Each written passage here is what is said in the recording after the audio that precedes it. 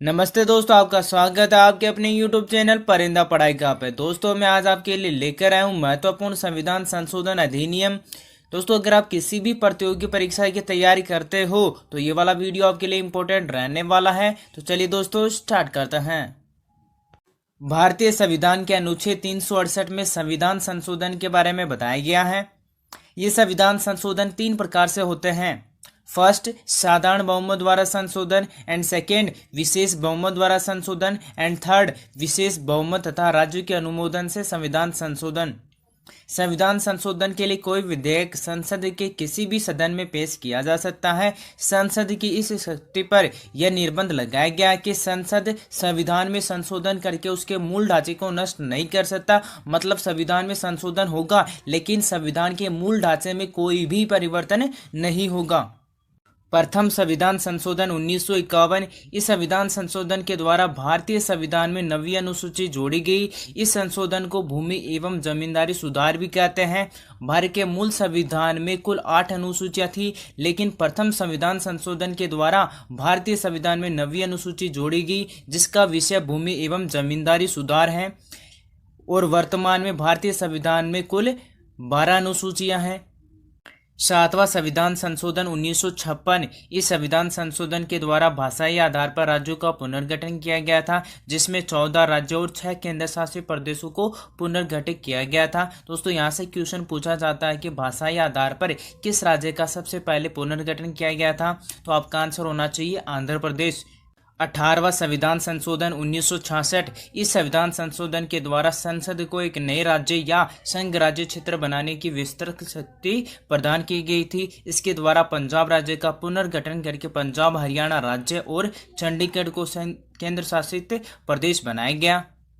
31वां संविधान संशोधन 1973। इस संविधान संशोधन के द्वारा लोकसभा के सदस्यों की संख्या 545 कर दी गई तथा केंद्र शासित प्रदेशों का प्रतिनिधित्व 25 से घटाकर 20 कर दिया गया और वर्तमान में भी लोकसभा के सदस्यों की संख्या 545 ही है।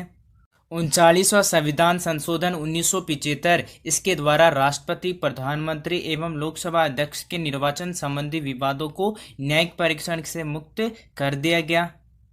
42वां संविधान संशोधन 1976। दोस्तों ये वाला संविधान संशोधन बहुत ज़्यादा इंपॉर्टेंट है। इसी संविधान संशोधन से बहुत सारे क्वेश्चंस पूछे जाते हैं। यह संविधान संशोधन प्रधानमंत्री इंदिरा गांधी के समय स्वर्ण सिंह आयोग की सिफारिश के आधार पर किया गया था। यह अभी तक का सबसे बड़ा संविधान संशोधन है।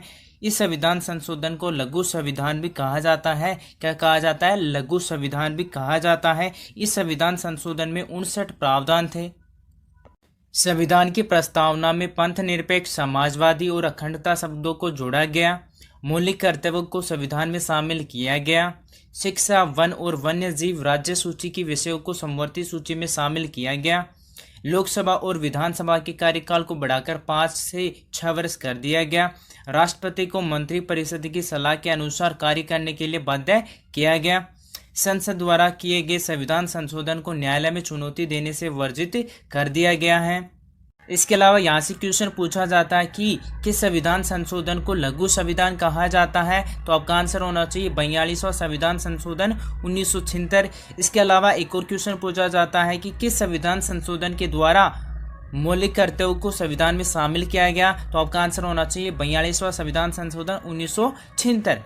44वां संविधान संशोधन 1978। दोस्तों ये वाला संविधान संशोधन भी बहुत ज़्यादा इंपॉर्टेंट है। इससे भी बहुत सारे क्वेश्चंस है वो पूछे जाते हैं। इसमें संपत्ति के अधिकार को मौलिक अधिकारों की सूची से हटा दिया गया। लोकसभा और विधानसभा का कार्यकाल पुनः घटाकर 5 वर्ष कर दिया गया।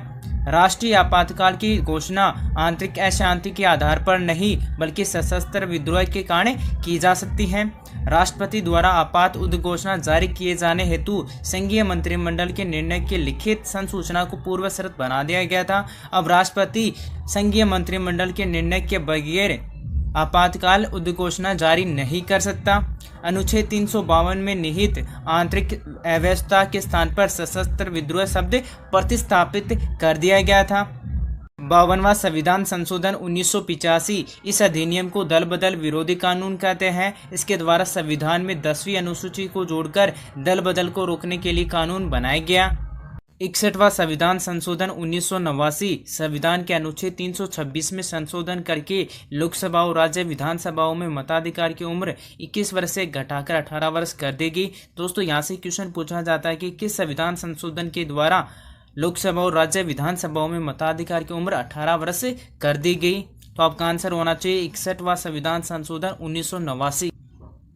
73वां संविधान संशोधन 1992 यह अधिनियम 24 अप्रैल 1993 से संपूर्ण भारत में लागू हुआ। स्थानीय स्वशासन की दृष्टि से यह संशोधन अधिनियम सर्वाधिक महत्वपूर्ण है। इसके द्वारा पंचायतों के गठन को संवैधानिक मान्यता प्रदान की गई।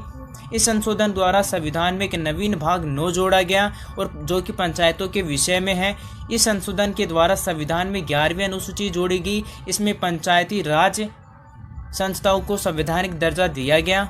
पंचायती राज के संबंध में भारतीय संविधान का अनुच्छेद 243 कैसे 243 विशेष उल्लेख करता है। दोस्तों यहाँ से क्वेश्चन पूछा जाता है कि किस संविधान संशोधन के द्वारा भाग 9 और 11वीं अनुसूची जोड़ी गई। तो आपका आंसर होना चाहिए 73वां संविधान संशोधन 1992। 74वां संविधान संशोधन 1992 इसके अंतर्गत संविधान में 12वीं अनुसूची जोड़ी गई। 1993 के द्वारा संविधान में भाग 9 क तथा अनुच्छेद 243 तय 243 यह 6 और 12वीं अनुसूची जोड़कर नगरीय स्थानीय शासन को संवैधानिक संरक्षण प्रदान किया गया। तो दोस्तों आपको यहाँ से याद रखना है कि पंचायत का संबंध भाग 9 और 11वीं अनुसूची से है, तो वही नगरपालिका का संबंध भाग 9 क और 12वीं अनुसूची से है। 86वां संविधान संशोधन 2003 इसके द्वारा प्राथमिक शिक्षा को मौलिक अधिकार की श्रेणी में लाया गया। इसका संबंध अनुच्छेद 21 के पश्चात जोड़े गए अनुच्छेद 21A से है। नया अनुच्छेद 21A शिक्षा के अधिकार से संबंधित है। राज्य को 6 से 14 साल तक के सभी बच्चों को निःशुल्क और अनिवार्य शिक्षा उपलब्ध करानी होगी। दोस्तों यहाँ से क्वेश्चन पूछा जाता है कि किस संविधान संशोधन के द्वारा शिक्षा के अधिकार को मौलिक अधिकार की सूची में रखा गया। तो आपका आंसर होना चाहिए 86वां संविधान संशोधन 2003 और यह किस अनुच्छेद में है। तो आपका आंसर होना चाहिए 21A। 91वां संविधान संशोधन 2003 इसके द्वारा मंत्रिपरिषद के सदस्यों की संख्या लोकसभा या उस राज्य की विधानसभा की कुल सदस्य संख्या से 15% से अधिक नहीं हो सकती, जबकि दिल्ली में 10% से अधिक नहीं होनी चाहिए। 92वां संविधान संशोधन 2003 इसके द्वारा संविधान की 8वीं अनुसूची में 4 नई भाषाओं मैथिली, डोगरी, बोडो और संथाली को जोड़ा गया और वर्तमान में भारतीय संविधान में कुल 22 भाषाओं को संवैधानिक दर्जा प्राप्त है।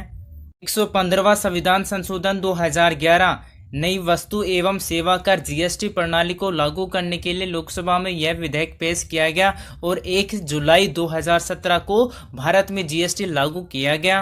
दोस्तों वीडियो अच्छा लगे तो वीडियो को लाइक कीजिए, अपने दोस्तों के साथ इसे ज़्यादा से ज़्यादा शेयर करें और साथ ही चैनल को सब्सक्राइब भी कर दीजिए।